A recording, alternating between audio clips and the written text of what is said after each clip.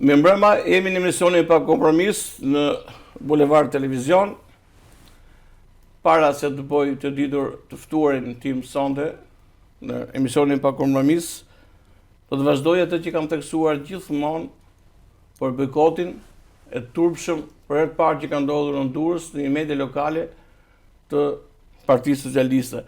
Është e turpshme që një kryetar partie, deputet, të cilët pretendojnë që të japin pasaportën europiane, nuk ka kuranë të ballafaqohen në një studio, qoftë dhe me kundërshtarët e tyre, por qoftë dhe një moderator televizioni. Edhe një herë, televizioni ka parime, ka rregulla, ka detyrime ligjore. Ja asaj studie, unë jam Artur Llana. Këtu jam për të respektuar televizionin. Është e çuditshme, sepse më vjen një SMS nga Partia Socialiste e cila thotë që Milëve Ekonomi ka thënë që unë nuk gjitem dot këtë televizionin Bulevard se jam shumë i shnosha dhe nuk ka ashensor. Gjë më turpshme nuk ka. Por ka thënë dhe gjë të bukur fakt. Që kërcevat janë sheshi Skënderbej, më tha Rama, dhe po tha Rama me kërcy, duhet me kërcy. Ai tha tunë Belin dhe unë tuna. Shpresoj që zonja Ekonomi e ka gjetë Belin në 12 qeverisje. Kjo ishte hyrje dhe nuk ka lidhje me të ftuarën time, e cila është një emër i njohur, sidomos në aktivitetin e saj në shoqërinë civile, por dhe emër i njohur në strukturat e Partisë Demokratike, por dhe një kandidate e qarkut Durrësit, dhe unë kam kënaqësi që ta prezantoj Jola Hysajn si kandidate e qarkut Durrësit, e Aleancës Shqipëria Madhështore, në listën e hapur të partisë të Aleancës, por gjithmonë duke qenë pjesër e strukturave të Partisë Demokratike. Jola, faleminderit që jemi më sonte. Shumë mirënjohëse për ftesën dhe shumë suksese. Ju kandidoni për të parë, po dhe ne duke qenë edhe një format i ri, i emisioni një televizion të ri, edhe ne si për herë të parë e kemi, kështu që unë doja ta nisja të gjithë të bisedë pikërisht në një këndvështrim qytetar. Kush është Jola Hysaj, pra formimi i saj, kontributi e saj, pra jo vetëm në anën profesionale, në angazhimin partjak, por me sa di unë edhe një aktivist në angazhimin qytetar. Do desha të ndaleshit pak këtu për të thonë qytetarëve se kush po kandidon. Faleminderit edhe faleminderit për gjithë hapësirën që na jepni dhe suksese pikërisht për emisionin tuaj. Unë jam Jola Hysaj, jam gocë Durrësi, rritur në lagje numër 1 dhe kam studiuar në Tiranë për studime britanike amerikane, gjuhën angleze dhe italiane, gjuhë komunikim ndërkulturor dhe turistik bilingual. Jam nga guidat e para kombëtare të licencuara në Shqipëri, pasion të cilin ma ka dhuruar pikërisht Durrësi. Për faktin e vetëm, sepse unë e shoh si prallën e 1001 netëve, kudo që ti shkel, ka një trashëgimi të jashtëzakonshme dhe një histori për treguar. Dhe këtu fillon edhe zanafilla ime përsa i përket nismës lëvizjes qytetare, përsa i përket pjesës së Kodërvilës, përsa i përket pjesës së Kodrës së Currillave, nisma dhe angazhime. Ne do ndalemi, do të kemi parasysh sepse ashtu si thashë edhe në hyrjet e emisionit, ju keni qenë pjesë e disa protestave qytetare, disa reagimeve qytetare, por unë për të respektuar edhe formatin, edhe për të mos dalë nga një pyetje në pyetje, për të respektuar edhe minutazhin, ju bët një performancë formimit tuaj profesional. Pyetja ime do ishte, përse në Partinë Demokratike gjetet hapësirën, kishte indicje tjera, ju thirri Partia Demokratike apo shkutu ke Partia Demokratike? Unë kam lindur brenda Partisë Demokratike, kjo është diferenca. As nuk më ka thirrur, as nuk shkova. Unë e kam gjetur veten pikërisht aty, unë jam e bia Mimoza Hysaj, e cila ka qenë gruaja e parë që ka mbajtur fjalimin e parë krahas Dam Hajdarit dhe Sali Berishës në Shijak. Unë kam qenë vetëm 11 muajshe dhe më vonë ka qenë kryetare gruaje për më shumë se sa 2 mandate në ditët më të vështira të Partisë Demokratike, ku unë si fëmija aso kohë e shihja nga televizori atë çka ndodhte dhe në ato momente nuk ka pasur as telefona. Jam e duar të pranoj një mikja ime, dhe vërtet me një kontribut shumë të gjerë për kjo. Dhe më vjen shumë mirë që dëgjoj. Shumë respekte për Mozën, një emër shumë i njohur. Dhe më vjen mirë që merrni përsipër, mos nuk e marrni përsipër këtë risk. Ju e morët. Po, sepse ndoshta duke parë eksperiencën, unë e them gjithmonë, ja them dhe studentëve të mi në prauditore. Në momentin në cilin eksperjenca që jep mosha ndër vite, në momentin në cilin puqet dhe bashkohet me atë që është rinia, energjinë që ka, do t'ishte gjëja më mahnitse që mund bëhet. Unë kam qenë ai fëmia që shkonte dhe shihte dhe i njihte këto ambientet nga ana tjetër, por që dhe mësonte nga ato. Dhe unë kam mësuar shumë nga mama ime, qoftë në fitore, qoftë edhe në tërheqje apo në dështime në momente caktuara, që aktualisht kur i mendoj kuptoj që nuk kanë qenë dështime, kanë qenë situata në cilat ajo e ka ditur t'i përballi me shumë mençuri nga ana tjetër, sepse politika është një vorbull në cilën nëse nuk din të qëndrosh fort, të merr me vete dhe të çon përtej asaj që është jetësore. Dhe unë e kam gjetur veten si antare e thjeshtë e Partisë Demokratike, pastaj nën kryetare e forumit rinor të kësaj partie dhe gjithmonë e veçoj faktin që në të vetmen mbledhje që unë nuk kam qenë prezente, në atë mbledhje unë jam zgjedhur pikërisht në kryetare e forumit.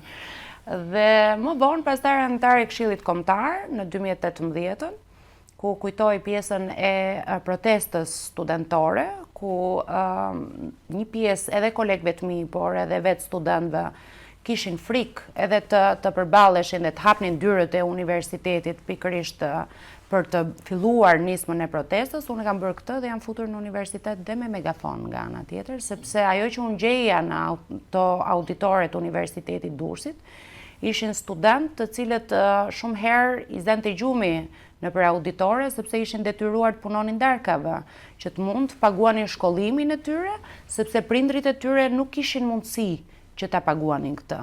Dhe ajo që kërkonin me shumë ngulm ishte të gjeni një kurs për të mësuar qoftë gjermanishten, qoftë anglishten dhe për të larguar nga Shqipëria. Kjo revolt e tyre e pazëshme në atë lloj momenti më ka dhënë mua sot fuqinë dhe forcën për të ecur përpara si nënë e 2 vajzave, e cila njëra është 4, tjetra është 1,5. Faleminderit shumë. Forcën dhe guximin për ta ngritur zërin për ata që nuk kanë forcë dhe guzim për t'i thënë vërtetat ashtu siç janë. Ela, ju përmendët ndikimin që ka pasur pjesa e familjes tuaj, tani nuk po hyj në hollësira, por ndërkohë përmendët edhe kontributin tuaj si studente në formimin tuaj për të qenë pjesë e disa lëvizje që në fakt në Shqipëri kanë pasur impaktin e vetë, për të thënë të vërtetën, kanë pasur impakt jo të lehtë, madje kanë tronditur edhe qeverinë. Para se të shkojmë nga ato që janë pyetje thelbësore, doja dija a ndikimi i nënës si pjesë e strukturave të PD-s, formimi juaj në ndikimin e nënës, pastaj për të... Nuk ka qenë ndikimi i nënës, në fakt, ka qenë më shumë ndikimi i gjyshes time.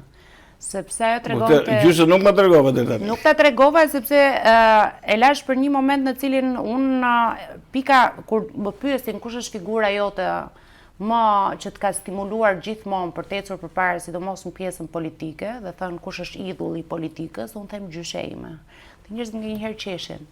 Sepse ajo ishte gruaja shumë e fortë që kishte përjetuar internimin nga mosha 8 vjeç deri në moshën 18. Dhe tregonte gjithmonë një prallë që quhej Trana Bardha, që në 2017 shumë rastësisht unë kam zbuluar që ishte historia e jetës saj. Dhe nuk kishte akoma guximin e mjaftueshëm për ta treguar të vërtetën e plotë. Dhe nga i moment unë kam vendosur që politikës do t'i shkoj nga fillimi deri në fund, sepse ato që janë të drejta duhen thënë me zë të lartë. Dhe ka qenë kjo një arsye që ju hyt tek primarët e Partisë Demokratike duke bërë një emër dhe duke qenë listën e hapur pavarësisht, por ama patët kurajën për të konkuruar, për të marrë atë që qytetarët t'japin, strukturët e partisë t'japin, por që jo gjithmonë tregojnë gjithçka, sepse strukturat gjithmonë ndikojnë më shumë nga emra që kanë më shumë peshë, janë më shumë lidera, janë më shumë me aktivitet politik dhe aq më shumë që ju keni pasur një tjetër qasje, po them. në aktivitetet e shoqërisë civile. Gjithsesi, thjesht prezantimi juaj tek primarët, marrja juaj pjesë tek primarët, sepse do dalim edhe tek një problem tjetër. Çfarë ju krijoi si impakt? Unë po marr pjesë në primare, do jem një nga femrat që do hyjë në një listë e cila do konkurroj për të marrë një. Nëse mund drejtohem me Artur, okay. Po patjetër. Artur, unë në funksion jam sekretare marrëdhënie me publikun për gjithë Shqipërinë dhe antare kryesisë madhe.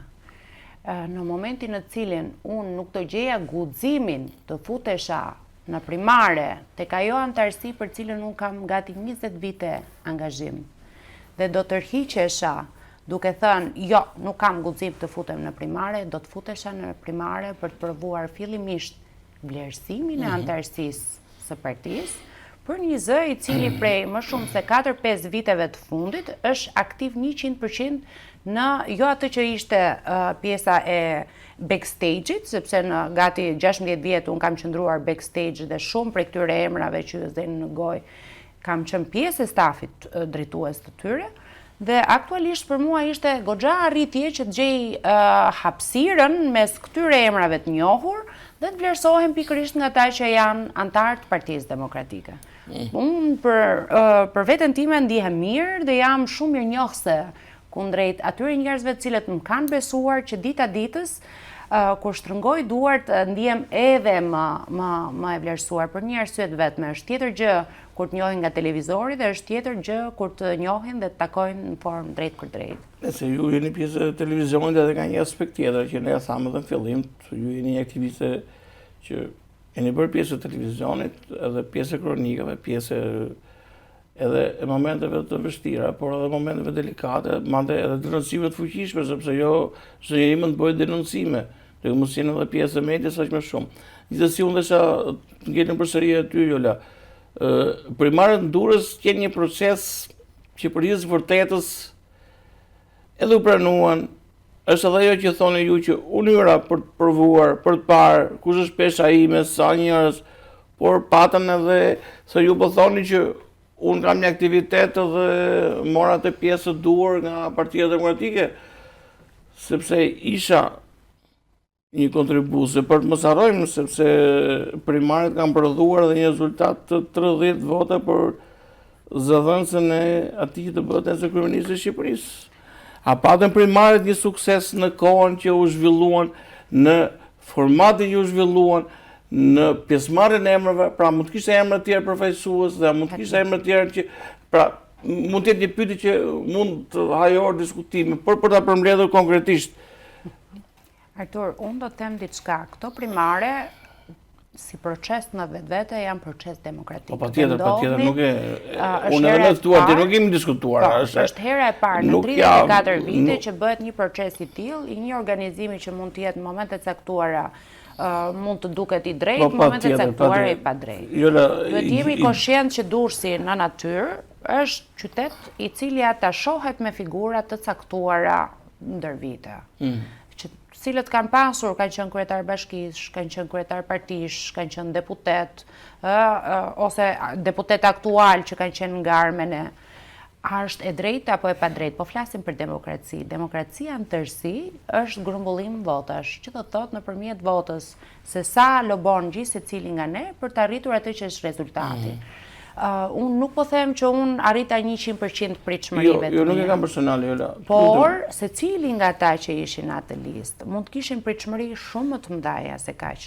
Po Durrësi tregoi edhe një herë që Durrësi është Durrësi, që do thotë momenti që ata shohet me figurat e veta, e ka më të vështirë të kalojë përtej asaj. Plus që Durrësi në natyrë nuk është qytet, dhe ju e dini më mirë se sa unë këtë pjesë, nuk është qytet që mund të marrë komanda, është qytet i cili përzgjedh. Po, qartë. Dhe në këto lloj pjese ai ka bërë përzgjedhjen e vet. Mirë apo keq, na pëlqen apo s'na pëlqen. Në fakt të rrezikun tuaj po e marrin edhe partitë të tjera dhe më vjen mirë që Durrësi po vazhdon të funksionojë si qytet i veçantë. Ideja ime ishte këtu tek primarët që au bën në sepse Partia Demokratike për hir të vërtetës kaloi një krizë, edhe ne jemi koshient. Gjatë këtyre 4 viteve. Por të jenë sinqert, duke kaluar një krizë, tani 3 muaj para zgjedhjeve futesh në primare, pa dashje krijohen qevmetje. Pra a ishte koha dur, po them dhe a ishte ky listimi i dur e atyre, a mund të kishte emra të tjerë, a mund të kishte persona të tjerë që mund të ishin aty. Artur, ditën që ne kemi në kryesi të madhe, kemi miratuar listën, ne kemi miratuar listën me çfarë do lloj aplikimi të mundshëm. Do të thotë që kushdo që ka aplikuar për të qenë pjesë e primareve, ka pasur shansin që të ishte pjesë e garës. A mund të kishte edhe emra të tjerë? Patjetër që po, sepse Durrësi ka dhe shumë intelektual të tjerë, të cilët nëse do të ishin futur në ato primare, primare duhet ishin në sens pastaj që të futeshin dhe simpatizantët dhe qytetarët e thjeshtë për të marrë për të zgjedhur kush do ishin ato dhe kalonte më gjerë. Sepse edhe unë nuk e perceptoj dot te. Unë kam këtu, janë 5 drejtues të degës Partisë Demokratike, cilët nuk janë pjesë e listës. Nuk janë pjesë e listës sepse nuk zgjodhen që të ishin në pjesë e listës hapur. Në momentin në cilin ne patëm një rregull i cili është zbatuar në Durrës më shumë se sa në të gjithë qarqet e tjera dhe për këtë është më shumë se sa e qartë situata. Ata që fituan më shumë vota do të futeshin automatikisht në listë mbyllur dhe kështu ndodhi.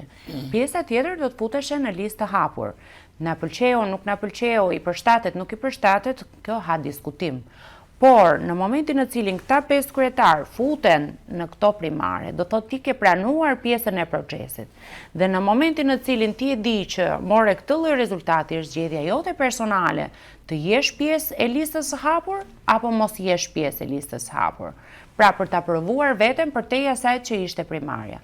Në rastin konkret, unë personalisht zgjodha që ta pranoj pikërisht këtë lloj teze. Patjetër, po ka një problem. Asnjë deputet i Partisë Demokratike të qarku Durrësit nuk është i listuar.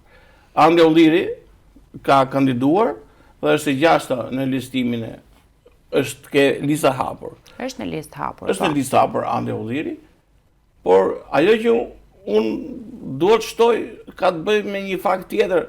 Janë për ashtu zotin Cara, i cili ka marrë maksimumin e votave. Dhe Manjola Luku që ka marrë. Manjola pa diskutim unë e kam përsëritur disa herë, shumë respekt, duke njohur personalisht, shumë respekt dhe për një zonë ku e cila ajo vepron, shumë respekt për zonin Luku. Ajo që mua më shqetëson është 3 nga emrat kryesorë të listës së mbyllur të Partisë Demokratike janë 3 emra të cilët në 2013 kanë humbur Partinë Demokratike. Pra, cilët kanë të bëjnë me zotin Blyk-Bashi, me Strazemirin dhe me Ilisarën. Pra, 2 emra shtesë të Partisë Demokratike në këtë listë janë Manjola, që e meriton, që bëhet emri i 4 dhe respekti për Manjola dhe shpresoj që ajo të jetë në kuvend të Shqipërisë për shumë arsye, dhe ka një gjë çuditshme, i dyti në listën e PD-s, koalicioni Partisë Agrare të zotit Duga. Tani 12 Partia Demokratike ka pritur me bë koalicion me zotin Duga për të futur në dytin listë. Atëherë, unë nuk kam qenë pjesë e bërjes koalicioneve. Nuk kërkon llogari. Unë po them një këndvështrim tuaj për këtë. Në këndvështrimin tim me të drejtën, nëse do kishte qenë në momentin në cilin do kishin pyetur Jolën për këtë pjesë, unë do kisha qenë shumë radikale. Sepse në natyrë jam e tillë. Por do kisha qenë radikale duke thënë të gjithë aleatët në listë hapur. Por a është kjo forma dhe mënyra e maksimizimit të votës, momenti që flasim? Ajo që ne na intereson, mbi të gjitha, është fitoria e numrit 1 përtej asaj që është fitoria personale gjithë secilit prej nesh. Pra, kjo garë sjell dhe prodhon dhe diçka tjetër.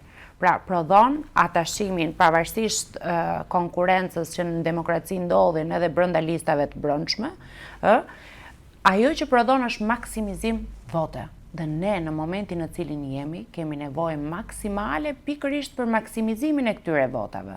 A është kjo forma dhe mënyra e duhur?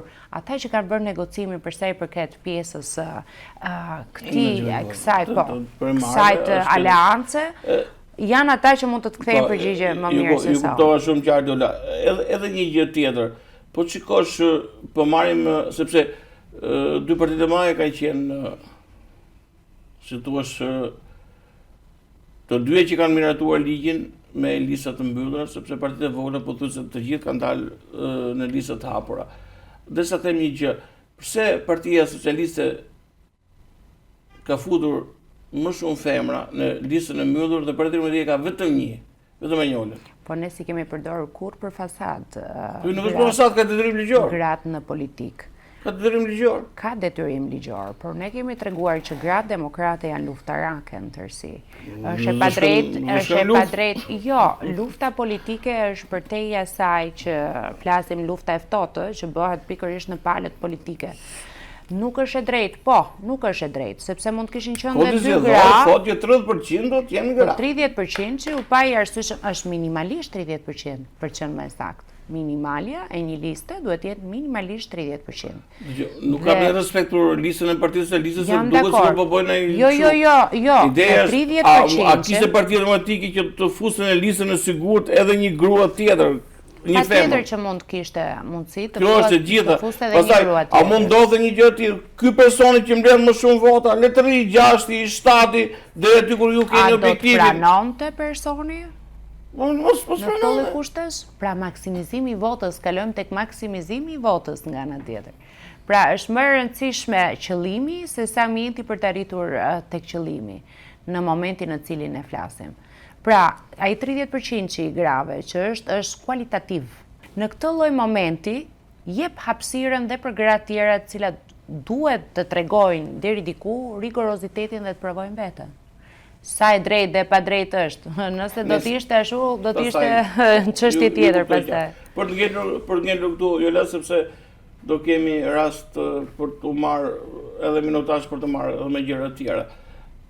Duke qenë se jemi këtu në kjo pjesa, a mendoni që ky ishte kodi zgjedhor më i mirë që Partia Demokratike duhet kishte pranuar me PS-n, apo s'kishte ndonjë alternativë tjetër? Pra, a mund të edhe Partia Demokratike dhe Partia Socialiste me lista të hapura, pra mund të meritoni një kod zgjedhor i cili ishte në fundit, siç e kanë edhe shumë vende, majoritari pastër. I pastër, por ka Kosova një model të shkëlqyer. Në rang kombëtar, po. Në rang votimin në rang kombëtar. Në moment dhe rezultati për 2 orë, pavarësisht problematikave që ato patën, nuk e di se çka ka ndodhur atje, se nuk jam ekspert i atyre gjërave, por po them që a mund të kishim një kod zgjedhor më të mirë kur është diskutuar gjithmonë sa herë që ka zgjedhur do ndryshojmë kodin zgjedhor. Gjithmonë SB ka thënë ndryshoni, o diri ka thënë ndryshoni, këtu janë. Pra, a mund të kishim një kod dhe kjo kuptohet, duke qenë se mazhoranca ka më shumë vota dhe ato diktojnë, a ishte ky vetëm alternativë që kishim ne, apo ishte sepse ka një kështu në opinion që thonë, ama një sekretarit i kanë zgjedhur 5 njëri plus 5 tjetër. Dhe 10 deputet janë sigurt, 120 vetë në Durrës kandidojnë për 4 vende. 140 në fakt. Unë thotë 120 në vjes. Dgjoj Olen, kodi zgjedhor duhet kishte qenë, ju keni pasur këtu edhe Orert Pylikbashin ndjeni. Po tjetër, dhe ai ka qenë personi që ka negociuar pikërisht për pjesën e kodit zgjedhor. Ky nuk është kodi zgjedhor më i mirë i 34 viteve. Ashtu siç e shoh dhe mendoj. Jo, desha e di edhe Oerti ka thënë këtë kishim mundësi. Por mendimin tuaj, ishit ju, jeni ju për një kod ndryshe? Nëse do të kishim pasur hapësira, garantoj që do të kishte qenë totalisht e ndryshme nga ajo që ju keni aktualisht. Por në bazë të hapësirave që ne kemi pasur, jemi munduar ta çojmë pikërisht deri këtu këtë lloj procesi. Me aq hapësira se na janë dhënë, domethënë. Edhe një gjë në për të nelur përsëri këtu për të qenë edhe çik korrekt. Duket që kodi zgjedhor i 2 partive të mëdha ka penalizuar në mas partitë e vogla. Tani nuk është mendimi im ekspert, se jam unë personi që jam eksperti për këtë, por dëgjoj që partitë e vogla, siç e thatë dhe ju, që 140 kandidatë në Durrës për 4 mandate. Tani unë e kam thënë edhe një herë i batut këtu që për të zgjedhur kryeplagët unë 3 duan 42 vota. Problemi është shumë i thjeshtë. A ka një lloj marrëveshje Partisë Demokratike me Partinë Socialiste për të ruajtur hegemoninë e tyre, njëra në pushtet dhe tjetër në opozitë, ose nesër një rotacion të mundshëm për ta mbajtur këtë, për të mos lejuar partitë e vogla për të hyrë në skenën politike? Në dijenin time jo. Për aq sa unë jam e informuar, nuk ka një marrëveshje. Po në këtë mbështimin tonë përveç Denis? Në këndvështrimin tim, nëse do të edhe të më shkonte në përmend diçka e tillë, nuk do të isha duke aderuar pranë asnjërs prej dy partive. Nëse. Por kjo gjë nuk ndodh. Dhe vazhdoj të them që në dijenin time, për aq sa unë jam pjesë e kupolës lartë të kësaj partie, do të thënë, nuk ka diçka tillë. Sepse të bërit kompromise, do thotë të bësh kompromise në kurriz të qytetarëve, të bësh kompromise mbi bazë të atyre që janë strukturat. Dhe nuk mund të bësh kompromise të tilla mbi bazë të jetëve të njerëzve. Kështu që unë jam më shumë se sa e bindur që Partia Demokratike nuk e ka bërë diçka të tillë.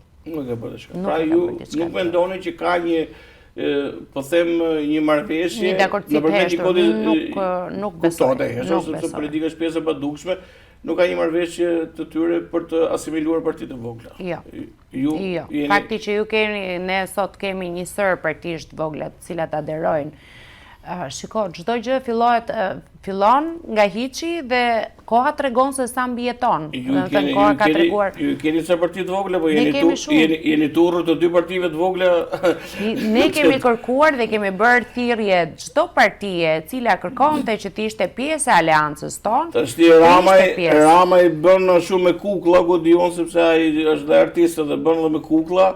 Berisha ndërkohë sulmon zotin Lapaj dhe jeni turrur dy partitë e mëdha partive të vogla dhe nuk e di, është kjo problem hapësire? Jo, koha ka treguar që ne, të paktën Partia Demokratike, kur ka bërë sulme tilla, siç mund ta konsideroni ju, koha ka treguar që ka thënë vërtetën. Por përsa i përket zotit Rama, unë nuk mund të prononcohem sepse nuk ja. Jo, e thash unë, nuk e thatë ju.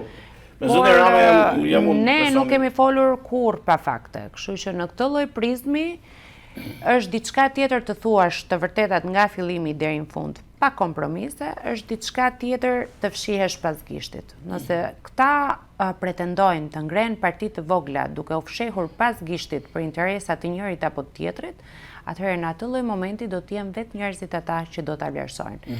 Nëse këta janë kaq shumë të besueshëm, unë mendoj që jo këto zgjedhjet e tjera do të jenë edhe më shumë të dukshëm. Pra, nëse janë realisht të besueshëm, por historia ka treguar që pikërisht to partitë vogla, të lindura rishtazi, vetëm për pjesën zgjedhore, propagandën zgjedhore, ka treguar që këto janë sfumuar me kalimin e kohës dhe më vonë janë zhdukur. Po një pyetje, duke qenë se ju jeni vërtet pjesë e asaj që edhe pyetimi konsiston. A kishte mundësi Partia Demokratike ndërsa regjistroi 24 parti në koalicionin Shqipëria Mallstore? A kishte mundësi Partia Demokratike që edhe 3 shkputje, unë po qy shkputje, po qy parti, nuk i qy do të vogla sepse është një më maje që i tregon janë të vogla, nuk ekzistojnë apo ekzistojnë. Dhe nuk du të bëj gabime tilla në pozicionin që jam këtu si gazetar. Pra, a kishte mundësi Partia Demokratike që edhe këto 3 pjesë që u shkputën nga një krizë si pati Partia Demokratike, sepse ajo krizë nuk lindi vetë, pati edhe qasje tjera. Pati dhe qasje tjera, po ju duhet kuptoni që thirrje në formë publike ne ja kemi bërë të gjithë partive, të cilat mendonin dhe duan që Rama të shkëputet pikërisht nga karrika e kryeministrit. Se sa kanë interes real këto parti për ta çuar pikërisht këtë gjë deri në fund, koha do flas. Nëse do të kishin pasur realisht të lloj interesi, duhet prevalonte interesi kombëtar dhe të gjithë partitë e vogla duhet ishin bërë mish me opozitën, fillimisht për të arritur këtë qëllim dhe më vonë për të parë negociatat që mund bëheshin ndërmjet tyre. Do kalojmë një hapësirë shkurtër publicitare për të rikthyer në bllokun e dytë të pyetjeve. Ju lutem një hapësirë shkurtër publicitare dhe regjisë për të rikthyer përsëri me Jolën.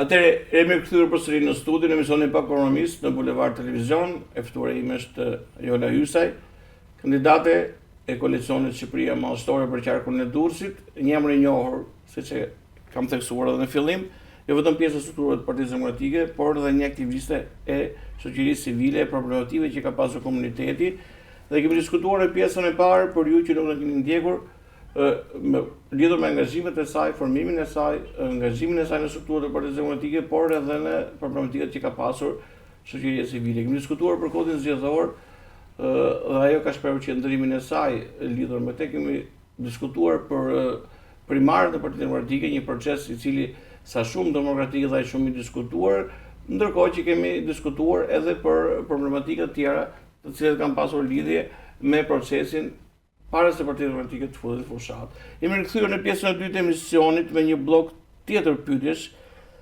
që ka të bëjë faktikisht me aty ku e lam zonja Hyza, e lam në një moment që ju thatë që gjithçka ka qenë normale dhe tashmë jemi në një fushat, Partia Demokratike ka kaluar krizën, koalicioni kanë qenë zgjidhjet e tyre, partitë e vogla të cilët kanë dalë ose shkputjet që i kanë ndodhur Partisë Demokratike për të mos e përsëritur edhe unë një herë për partitë e vogla. Ju tashmë jeni në intensitetin e fushatës, fushata ka marrë një dimension tjetër, janë në pothuajse 10 ditët e fundit, 12 ditët e fundit të fushatës dhe ju jeni ndeshur në takimet e juaja me qytetarë, me grupime qytetarësh, me grupe interesi të cilët normalisht kanë shfaqur problematikat e tyre. Dhe unë të doja të dija konkretisht në këtë hapësirë të fushatës ju keni zhvilluar me qytetarët, të cilët kanë qenë disa nga problematikat e tyre që ju mund të evidentoni për të diskutuar më pas se si Partia Demokratike ka një program tjetër për të zgjidhur, po për të ngelur ke problematikat e qytetarëve. Tek problematikat e qytetarëve, unë jo vetëm si person politik, por dhe në dimension njerëzor, sepse unë jam atashuar pjesës rurale të Durrësit, pra pjesës së zonës së fshatrave, dhe këtë fillimisht duke qenë gocë Durrësi, fillimisht e pash si një aventurë shumë të bukur, sepse duke qenë pjesë e fushatave të ndryshme, unë i kam prekur dhe më herët këto zona, por të parit të tyre në një dimension tjetër është totalisht gjë e re për mua. Por ajo që i mungon qytetarëve... Që ke trishtu? Jo, nuk jam trishtuar. Thjesht kam zgjeruar diapazonin e këndvështrimeve. Mënyrën se si i shohin njerëzit... Dasketikën e gazetarit. Shkosh në një fshat tani dhe mos trishtohesh, nuk e di. Është të mërshme. Trishtohesh kur sheh që nuk ka të ri, trishtohesh kur sheh që atë që e ka falur Zoti nga ana tjetër... Ju po thoni tri, shkon në një fshat nuk ka bakti, po tri mirë.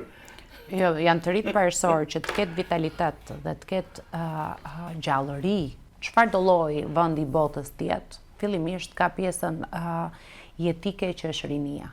Do të thënë, unë po marr zona shumë të thella që për disa njerëz i dëgjojnë her pas here në intervistat e mia si Biza, siç mund të jetë Gjorica, siç mund të jetë Shetaj, siç mund të jetë Shkafone, siç mund të jetë Ishmi, Draçi, Fush Draçi nga ana tjetër. Rrotull të gjithë me radhë, Katundyri, Shëmblash, jo Shëmpjetri është për të ardhur keq në momentin që ti she. Jo Shëmpjetri është për të ardhur keq, kush ka bërë vitet aty se Shëmpjetri ka qenë. Po ka një diferencë në Shëmpjetër, që deri aty ku shkojnë pjesa. Deri aty ku shkon pjesa e komplekseve turistike ka ujë, pjesa e fshatit nuk ka ujë pjesën tjetër. Pra, pjesa e infrastrukturës është për të ardhur keq, sepse është zona më e shtrenjtë në thojza e turizmit durrsak. Dhe ti mos kesh minimumin e infrastrukturës dhe kanalizimeve. Taksat janë ato tyre që kanë ndërtuar atje. Taksat janë gjithkohës progresive aktualisht që flasin, ndërkohë që Partia Demokratike flet për taksat sheshta. Do thotë rikthimi i taksës shesht. Kur unë shkoj dhe trokas në dyert pikërisht të këtyre zonave, siç mund të jetë edhe Shëmblashi, siç mund të jetë edhe Xhavzotaj, siç është edhe Rashbulli, Katundyri, Shkallnur apo Romanat. Këta njerëz kur ti flet për minimumin jetik, është momenti në cilin ata fillojnë gjallërohen. Dhe kjo është gjëja më e trisht akoma. Sepse ka ende nga ata njerëz të cilët kanë punuar 35 deri në 40 vite, dhe marrin 56.000 lekë të vjetra.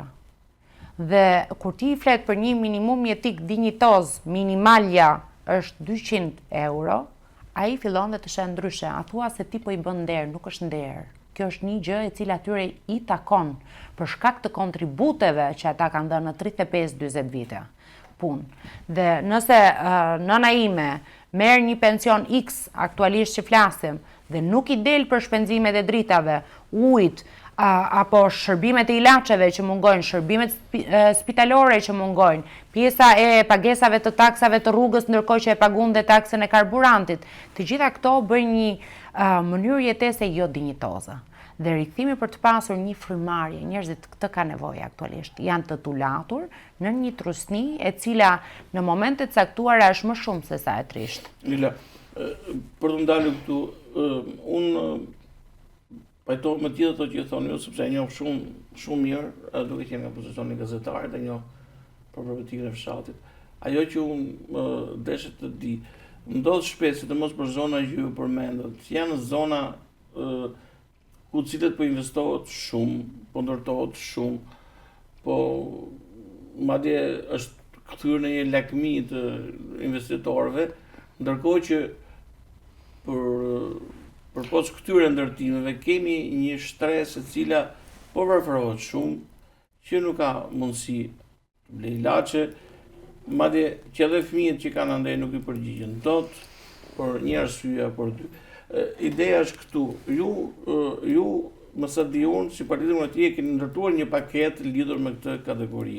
Dhe do ishte me interes të dinim diçka më shumë, si do ta zgjidhni këtë nëpërmjet paketës dhimshurisë, Paketa e dhimshurisë, që është paketa e emergjencës, brenda 100 ditëve të para. Do duhet diçka më shumë për interes edhe të atyre njerëzve. Patjetër, por përveç paketës dëmshurisë, unë do doja të flisja pak edhe për paketën e të rinjve, sepse janë dy paketa paralele nga ana tjetër. Për sa i përket pensionistëve. Po, ne duhet i rikthejmë të rit. Dhe rikthimi të rive nuk vjen duke sjellë rimitancët për të dalë fundin e pensionit të prindërve. Ne kemi deklaruar që brenda 100 ditëve të para do të ketë një minimum jetik për çdo person, minimalja 200 euro, dhe nuk do të ketë pensione nën 200 euro. Nga ana tjetër, për çdo pensionist që ka pensione mbi 200 euro, do të ketë plus 20% shtesë pensioni. Ka rrogë minimale 500 euro dhe rroga mesatare shkon në 1.200 euro, ndërkohë për mësuesit shkon në 1.500 euro. Pse ndodhe gjitha kjo? Dhe koha tregoi që ky program është i zbatueshëm. Si mund të ishte i zbatueshëm? Patjetër, nëse nuk bëhen 13 kilometra rrugë me 14 kontrata, nga ana tjetër ky është më shumë se sa i zbatueshëm. Nëse nuk shkon në rrugët e arta të zonjës Balluku, ky program është më shumë se sa i zbatueshëm. Dhe këtë tregoi dhe fakti, tendenca që pati zoti Rama për të marrë atë që ishte i gatshëm tashmë nga të gjithë profesionistët tanë, të programit të Partisë Demokratike. Ajo që unë thash për rinin është pikërisht një program më vete, sepse rinia aktualisht që flasim, pjesa më vitale e shoqërisë ndodhet jashtë vendit. Flitet për pasaportë europiane, po mos harrojmë që pa viza Shqipërinë aktualisht që ne flasim e solli pikërisht Partia Demokratike. Ne nuk kemi nevojë për një pasaportë europiane. Ne kemi nevojë të europianizohemi brenda vendit tonë, sepse ne jemi pjesë e Europës, po edhe si jemi pjesë e saj. Pse nuk jemi pjesë e saj? Për shkak të korrupsionit, për shkak të neglizhencës, ju thatë që ka investime dhe investohet. Unë mund t'ju jap shembuj pafund që këto investime teorikisht janë alokuar nga Bashkimi Evropian, të janë futur në xhepat e pushtetarëve. Dhe nuk ka investime në terren. Mund të investohet në për vila luksoze individuale të njërit apo tjetrit, apo përsa i përket komplekseve të mëdha turistike të cilat në fund ditës nuk kanë as shërbimet minimale sepse nuk kanë burime njerëzore. Por privati mundohet ta stimuloj, po si mund ta stimuloj privati ndërkohë që ka naftën e ka me çmimin më të lartë në Ballkan. Ndërkohë që Partia Demokratike thot ka një mënyrë shumë të thjeshtë për ta ulur çmimin e naftës. Si, ne paguajmë 2 herë pjesën e taksës së infrastrukturës. 1 herë kur paguajmë taksat e makinës dhe 1 herë kur paguajmë taksën e karburantit. Po. Mos u futur në detaje njëra pas tjetrës. Jo, në detaje, por mos u shpërqendruar. Ju thoni që kemi edhe një paketë për të rit, po unë jam shumë dakord që keni këtë dhe keni një program që cilin ju mendoni që do ta zbatoni. Ajo që unë dëshoj, ose që kam edhe problem për ta konceptuar vetë, është sepse në vërtet kemi pensionistë shumë, do i bëjmë edhe 200 euro pensionet, por si e kemi shëndetësinë? Shëndetësia ne kemi dhënë një premtim. To 200 euro, a do na dalin për këtë lloj shëndetësie dhe si do ndryshoni shëndetësinë? Atëherë, është thënë, kur Rama erdhi në pushtet, sidomos pjesën e mandatit dytë, u fol për shëndetësi falas. Dhe kur ne thonim gjatë gjithë kohës është pa mundur që të ketë shëndetësi falas, dhe koha tregoi që kështu ndodhi, sepse nëpërmjet korrupsionit edhe kohën e Partisë s'ka pas falas. Do të thotë, edhe Partia Demokratike ka bërë gabimet e saj, prandaj jemi këtu ku jemi në pjesën më të madhe të kohës. Bëjmë një marrëveshje fjalësh. Kjo është e vërteta. Por, ne e vetmja gjë që mund të ofrojmë aktualisht që flasim në sistemi shëndetësor është rritja e pagës së mjekëve, në vend që këta të shkojnë rrugëve të Europës dhe në Gjermani, sepse ju mund të shihni nëpër auditoret e studentëve, ju tha do t'i bllokohet studentëve të mjekësisë për X vite, do t'i bllokohet diploma, që mos kenë mundësi, gjë e cila nuk është e drejtë për shkak se këtë investim e bëjnë familjarët e studentëve dhe nuk e subvencionon shteti arsimin e pikërisht këtyre studentëve që janë për mjekësi. Dhe nga ana tjetër, duke rritur pikërisht pagat dhe duke pasur sa më shumë vende pune të hapura dhe të cilat do t'japin shërbim shëndetësor.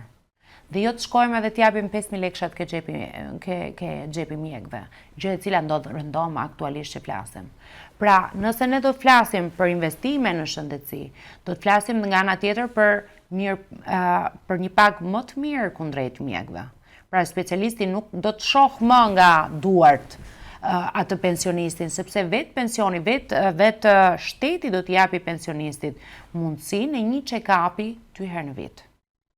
Pra paketën e analizave mjekësore.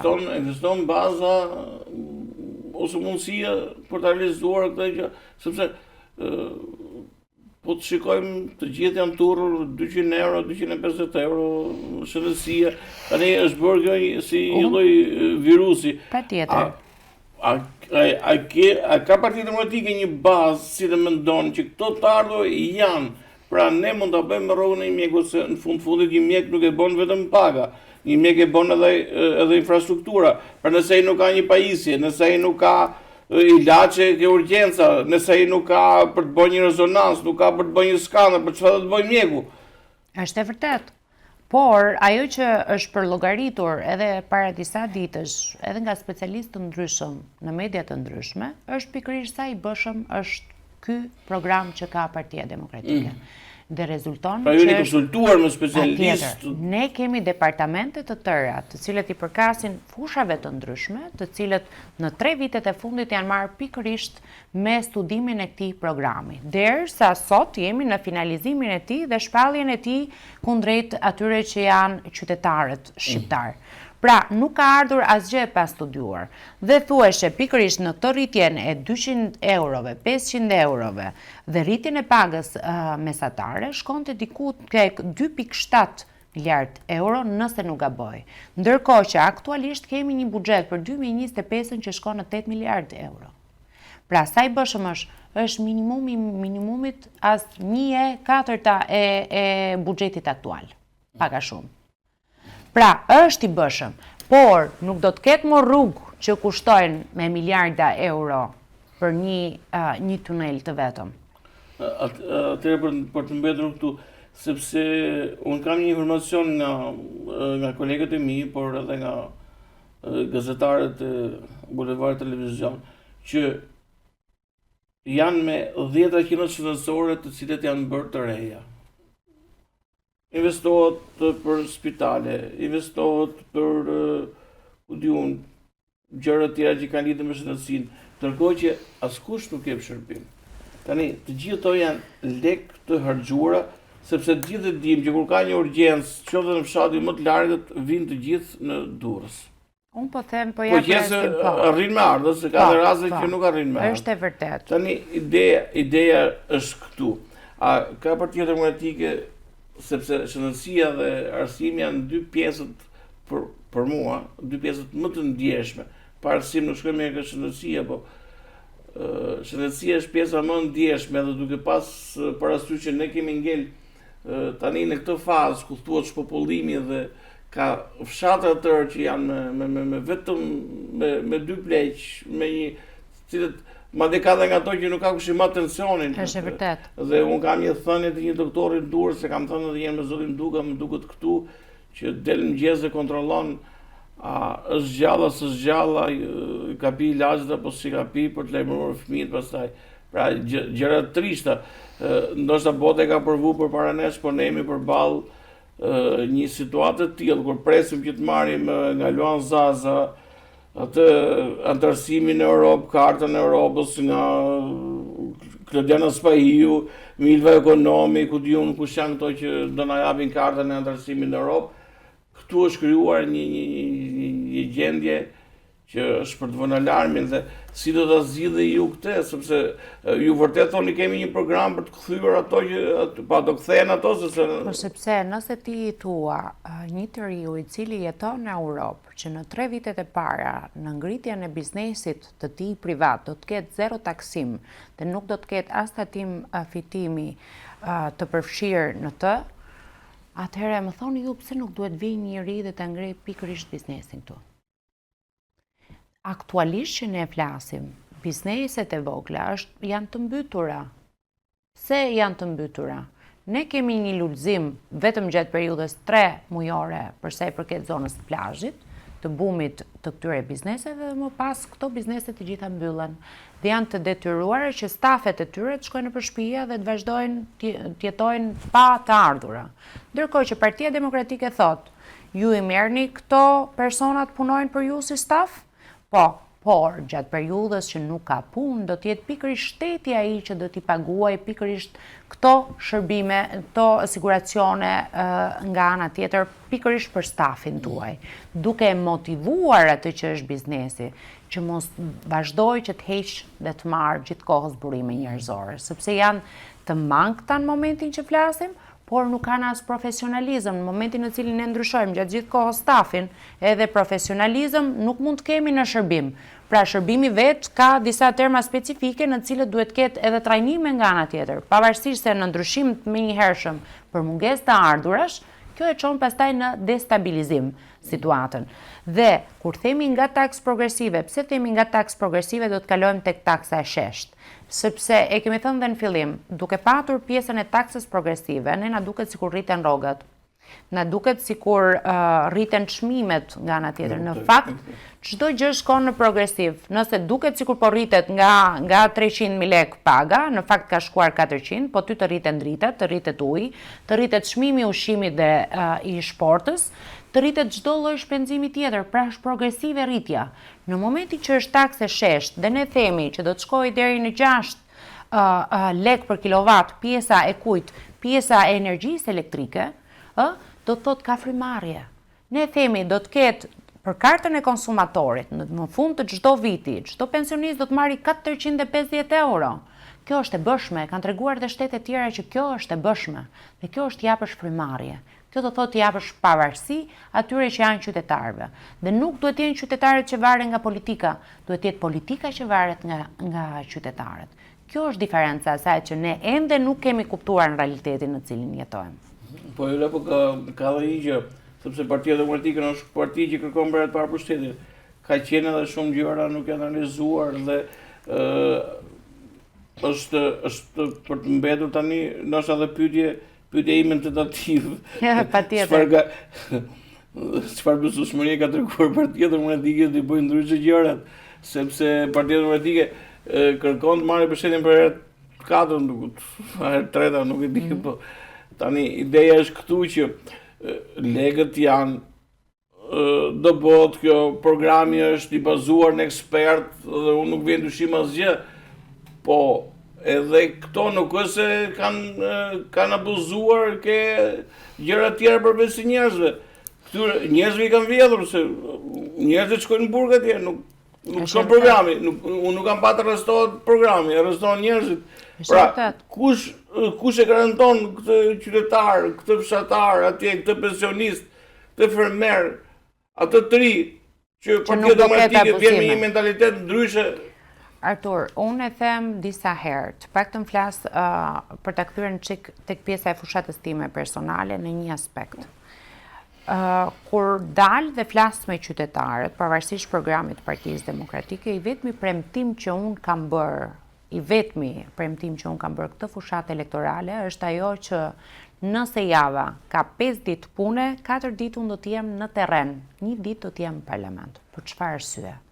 Njerëzit deri më sot kanë parë individ të cilët një herë në 4 vite i trokasin në dyer dhe më pas zhduken. Ndërkohë që mua më ndodh që nëse në një ditë të vetme në X zonë nuk kam shkelur, marrin telefon më thonë, "Ore, s'ka ardhur sot për kafe, ka ndodhur ndonjë gjë?" Pra, diferenca duhet jetë që në vizion. Partia Demokratike ka bërë gabimet e saj, thash dhe që parë, ama ajo çka po ndodh dhe që e një përfaqësuese nga Venezuela, pikërisht në takimin që ne patëm me CDI-n ditën e shtunë, e cila tregonte pikërisht se si përfundoi Venezuela në vetvete në situatën aktuale diktatoriale që është. Dhe ajo tregonte që bashkëshortin e saj, vetëm sepse ajo ishte opozitare, e vran pas kurrizit saj. Ndërkohë që prindrit e saj ishin atje dhe ajo qëndronte prej gati 20 vitesh në mos gaboj, nën frikën se çfarë po ndodhte me familjen e saj dhe çfarë mund t'i ndodhte nga momenti në moment. Në këto 12 vite, përveç tepsisë, përveç timonit, përveç propagandës, njerëzit nuk kanë parë asnjë gjë tjetër. Thuheshe që në 2013-ën Partia Demokratike është edhe Tallavaja, është Kazani pari joni. Po, para se të hapte i sy Tallavan e vet. E dyta është tepsia, e treta është kneta, bufi. Po jo, këto janë terma të shtuar kohët e fundit, nuk e di. Po Kazani jemi parin e media. Po Kazani patjetër, po ishte. Para se të bëhen gazetar zoti Rama, tash është për gazetar vetë dhe. Patjetër, është tepsia Timoni Tallavaja. Ne bëjmë emision sy kon Tallavaja aty dhe thret këtë doj. Në cilin ka filluar redaktori. Nëse të marrësh se edhe unë nuk e kam as pak problem ta them, nuk ka gjë më të turpshme që lideri që drejton këtë vend për 12 vite në pushtet, urdhron Partinë Socialiste të dytën në Durrës, se të mos shkojë askush ke bulevardin, sepse unë akuzoj direkt zotin Rama. Nuk ka turp më të madh. Ti që të na japësh pasaportën amerikane, nuk i jep dot leje deputetëve dhe kandidatëve tuaj për të ardhur në studio televizive. Nuk ka turp më të madh. Por edhe ju keni problemin tuaj se edhe ju keni net aty në kazanin e tij për shumë kohë. Keni bërë lëvizje të cilët i kanë quar uaj, të cilë është ndarje territoriale, e cila është dorëzimi i mandateve, e cila është mosmarrja pjesë në zgjedhje dhe në fund fare i lodhët qytetarët duke i thënë që ne do bëjmë qeveri teknike pa Ramën për të hyrë në zgjedhje. Në fakt me Ramën në zgjedhje. Tani do dilni përballë Ramës.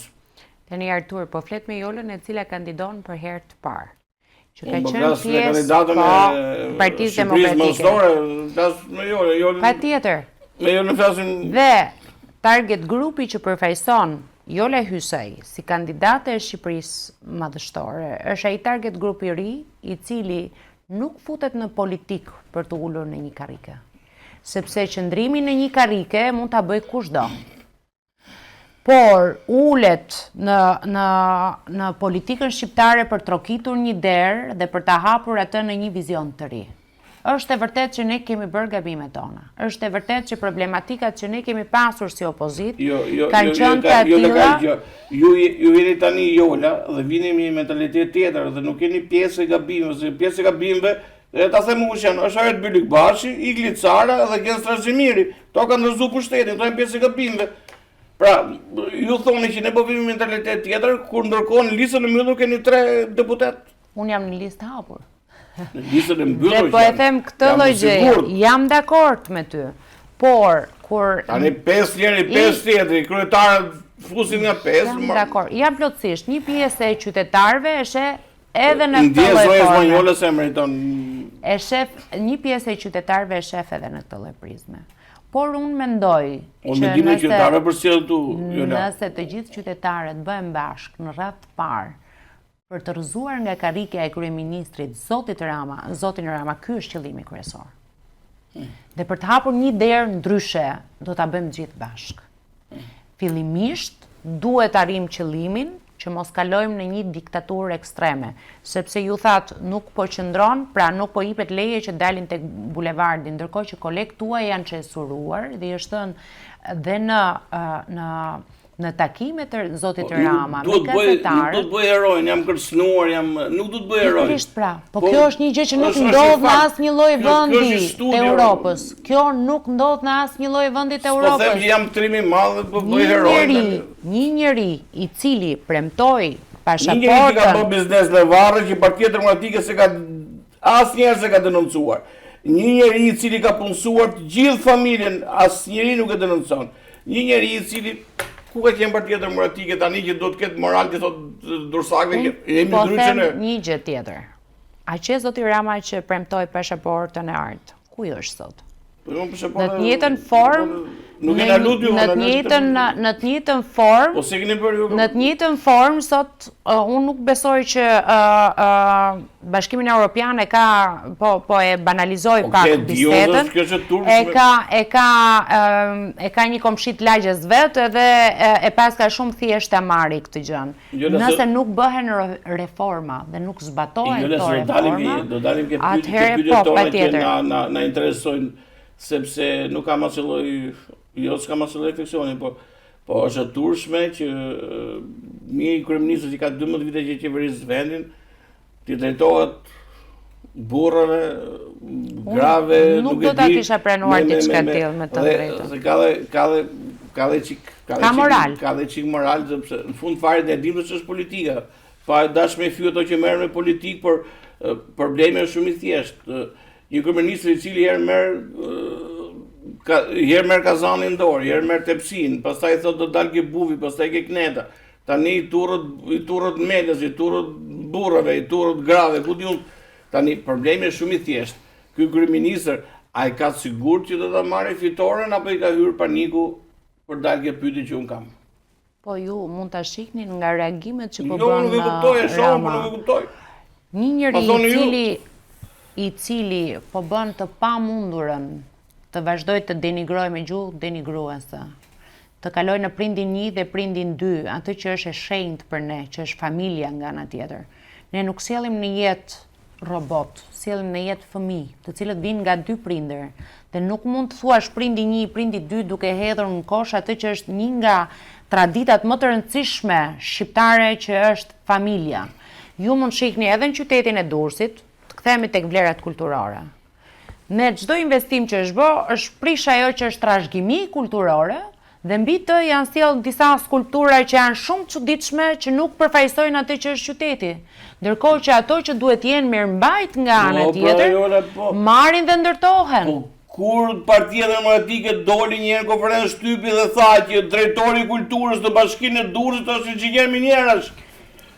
Kur doli në herë? Unë kam dalë disa herë për denoncuar, sidomos kam bërë në çik edhe më shumë se sa ç'duhet, se duke qenë në rang kombëtar, ja munduar të bën çik më shumë se sa ç'duhet. Qyteti 3000 vjeçar në Shqipëri, bashkia e dytë mas Tiranës, një qytet që është porta, nuk di çfarë ti them tjetër se nuk e di dot fjalë. Është porta kryesore e Ballkanit, po nga bashki drejtori i kulturës që ndan fondet është Xhiger Minjerash Kamartaneshi, po kjo nuk. Atë duhet pyesti ata që drejtojnë Partisë Socialiste. Ideja është se keni denoncuar ju, sa ai ka 12 vjet aty. Ai është post politik nga ana tjetër. Domethënë mënyrën se si ata e kanë bërë ne nuk kemi qenë në Këshill Bashkiak nga 2019. Po pra, është gabimi juaj. Kjo është gabim, është e vërtet. Kjo është e vërtet. Atë thash. Kjo është më se e vërtet. Ky është gabim. Dhe gabim i cili ka pasojat e veta, të cilat ne deri më sot vazhdojmë t'i paguajmë. Por ajo çka Partia Demokratike tenton të sjellë risi për Durrësin, është pikërisht të cilë figurave të reja, të pastra, dhe nga ana tjetër persona që kanë kontribute në këtë qytet. Do t'jenë vetë qytetarët e Durrësit, ata unë të paktën kërkojnë mbështetjen e atyre që janë qytetarë të qarku Durrës. Me vlerësim pse disa herë më thonë, nuk je mërzitur që nuk je në listë të mbyllur? Jo, nuk jam mërzitur që nuk jam në listë të mbyllur. Për një arsye të vetme. Sepse nëse ajo punë që unë kam bërë deri më sot, që mund duket e vogël, mund duket e papërfillshme, mund duket shumë e madhe, me emra të caktuar që në momente të caktuara shumë figura nuk guxonin thonin emra konkret, unë e kam bërë këtë. Më ka kushtuar jashtëzakonisht shumë edhe në aspektin personal. Por të qëndrosh do të thotë të luftosh dhe ti jesh një prej atyre që janë qytetarët të Durrësit. Dhe unë kam zgjedhur të jem me ta dhe për ta aty. Lula, do kaloj në një pyetje tjetër, sepse është një pyetje interesante që fakun janë bërë të ftuar të tjerë, e cila ka të bëjë thjesht me një marrëdhënie në zgjedhje, që është marrëdhënie jo për ta lënë masdore. Partia Socialiste ka ndërtuar një sistem, opozita gjithmonë ka denoncuar. Patronazhimin. Jo vetëm patronazhimin, patronazhimi është, nuk e di, janë problemet e atyre që na gjemojnë mrapa, po nuk e di. Ka ndërtuar një sistem që kryetari i bashkisë duhet të jetë edhe drejtuesi i zgjedhjeve parlamentare. Unë nuk kam asnjë, janë zgjedhjet e partisë, por unë desha të bëj një pyetje konkrete. Kryetari i bashkisë së Durrësit, zonja Sako, nuk kam asgjë personale, me përshtim që ka heqë panajir libri dhe ka zëvendësuar panajir djathi dhe qoftësh. Është e turpshëm me fjalë. Po nëse ajo i din vetë si duket ka aromë qoftësh dhe djathi, nuk e ka aromën e librit. Drejton fushatën e Partisë Socialiste, pra është drejtuese politike. Pyetja ime ka të bëj as me panajirin as me qoftët, po ka të bëj me atë që sa ndihet e rrezikuar opozita, koalicioni madhështor ose Partia Demokratike që është forca më e madhe nga drejtimi i fushatës Partisë Socialiste nga zonja Sako, e cila ka treguar që është një frekuentuese rregullt të spagut, e akuzuar për shumë akuza në Këshill Bashkiak me shumë kontestime dhe në informacionet e mia ka dhe shumë deklarime që po abuzon me këtë lloj fushate. Pra, ju si kandidate me njerëz që takoni, aty ku shkoni në përlagje me ato gropat e asfaltit që mbyllen, ku diun nëse ka gropa. Nuk mbyllen më jo, janë më të mëdha se sa unë po të ngrihem. Asfalti elektoral është në ato zona në të cilat zonja në fjalë nuk ka bërë premtimet e saj, ka bërë dikush tjetër para 20 vitesh dhe janë kujtuar tani që të shkojnë dhe ta hedhin çakullin fillimisht, se asfalt nëse hidhet nën gjysmë centimetri është fat i madh. Një lloj siç ndodhi me shëtitoren Taulantia 2 ditë pasi unë kam bërë denoncimin për sa i përket kësaj shëtitore. Ajo që unë do të thoja është realisht Emiriana Sako drejtuese politike, po ka harruar të jetë drejtuese e bashkisë nga ana tjetër. KQZ-ja në ligjin e kodit, pra kodi zgjedhor në vetvete thotë që nuk lejohen investimet të bëra nga institucionet publike deri në 4 muaj përpara fushatës elektorale. Aktualisht që flasim, ju mund të shkoni në çdo lloj cepit mundshëm, po jo më larg se sa rreth rrotullimi i Shkozetit, dhe do të shihni që para 2 javësh, 3 në mos gaboj, është hapur një kanal shumë i madh, në mes të rrugës, i cili devion pikërisht atë që është trafiku i Durrësit. Pra, shumë qytetarë janë të detyruar që t'i binë rreth i qark për të kthyer në shtëpiat e veta. Jo më larg se sa në xhavzota e mbikalimi që shkon për pjesën e Flakës, që ndan pjesën e xhavzotes të Durrësit me pjesën e Shijakut, është një mbikalim rreth 8 milion euro në mos gaboj, në të cilin pjesa e 2 lagjeve Baca Recep dhe Baca në mos afrim në mos gaboj, janë të 2 lagjet që janë 2 pjesë të autostradës. Në këtë mbikalim, ka harruar që këto 2 lagje duhet të kalojnë dhe të kthehen dhe një herë në shtëpi. Duhen këta banorë t'i bien rreth i qark autostradës, të kalojnë deri tek mbikalimi i Shkozetit për të kthyer dhe një herë në shtëpitë e veta. Fillimisht duhet bëjnë një plan organizimit të qytetit dhe të projekteve që mos shtojnë nga një gjysmë centimetri asfalt, po të merren dhe të bëhen rrugët siç janë për të bërë në pjesë inxhinierike.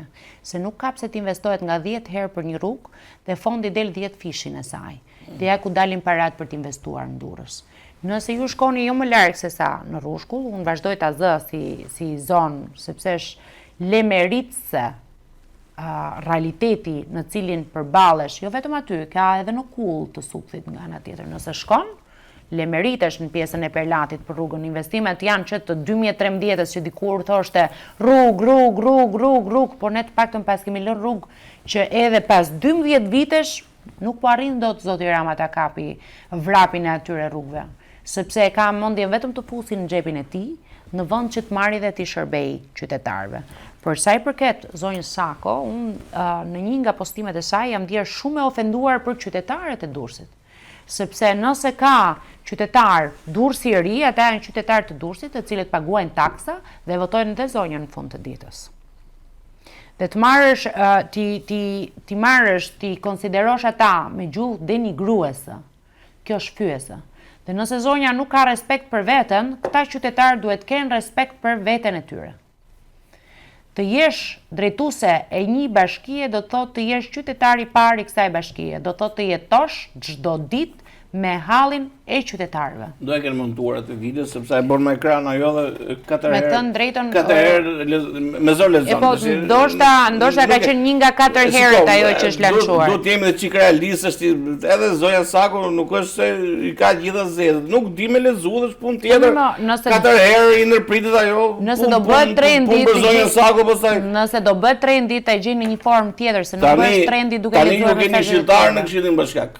Këto që ju më thoni sonte mua, këshilltarët i kanë denoncuar përveç se replikave që bën Këshilli Bashkiak, sepse shumica kartoni do veproj.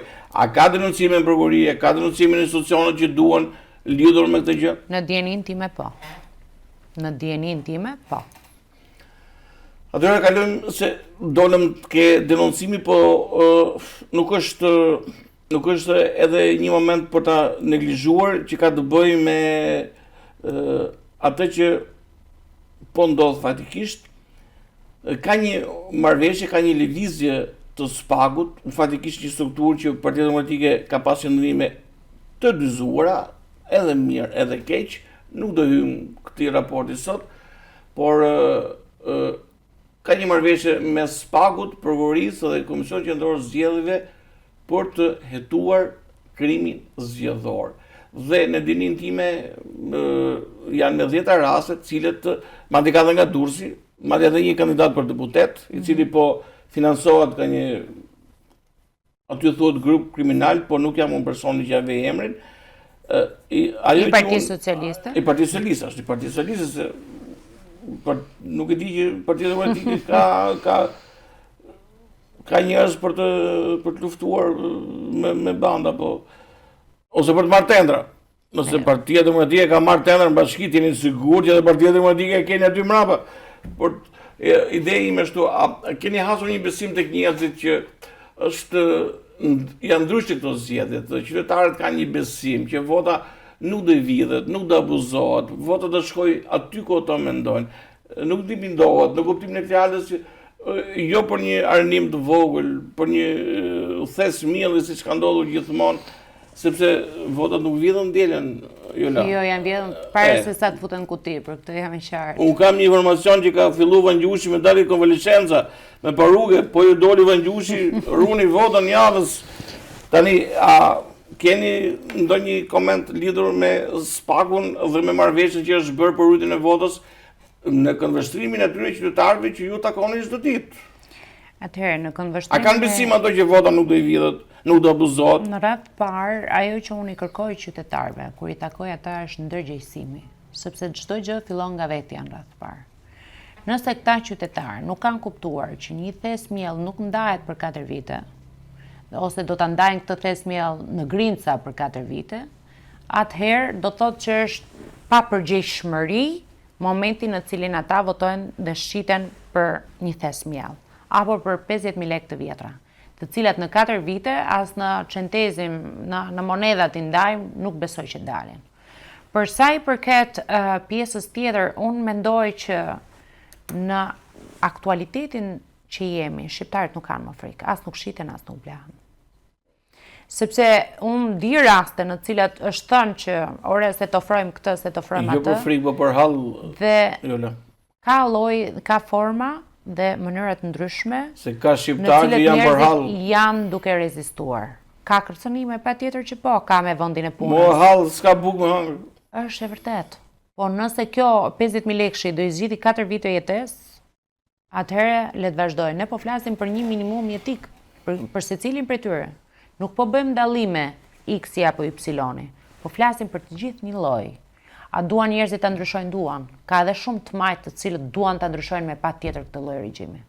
Pavarësisht çdo lloj ndërhyrje, pavarësisht se po tregoj rastin e Shijakut, shkova për të marrë ato që marr si gjithmonë problematikat, sepse fushata ime është ajo që unë di të bëj më mirë është denoncoj rastet.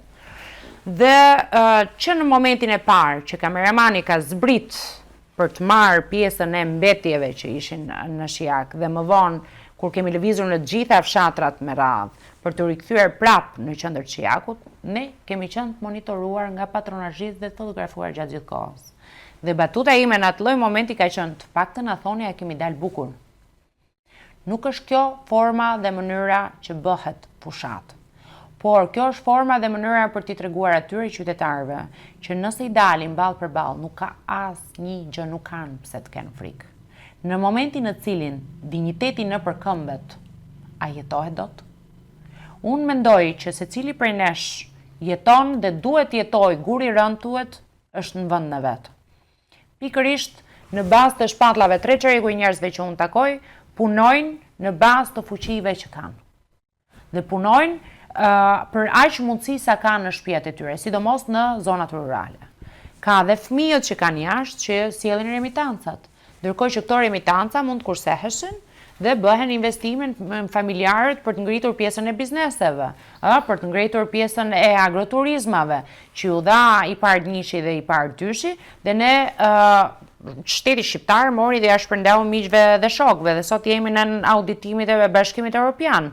Ose nga ana tjetër, hoqëm atë që ishte raketa 1, raketa 2, që është qesharake, a ishte nevojshme për Shqipërinë diçka e tillë, apo Tigri 1 dhe Tigri 2 në portin e Vlorës që ende vazhdohet paguhet nga ana tjetër. Këto janë para të vjedhura. Tigri kemi edhe... Po, kemi dhe tigër tjetër nga ana tjetër, po. Na ngeni dhe gjaku ndani me tigrin. Po tashi, ka edhe Tigri 1, 2, 3, po ka edhe Macemiau, me sa mbaj mendun nga diskurset e ftohta të tyre.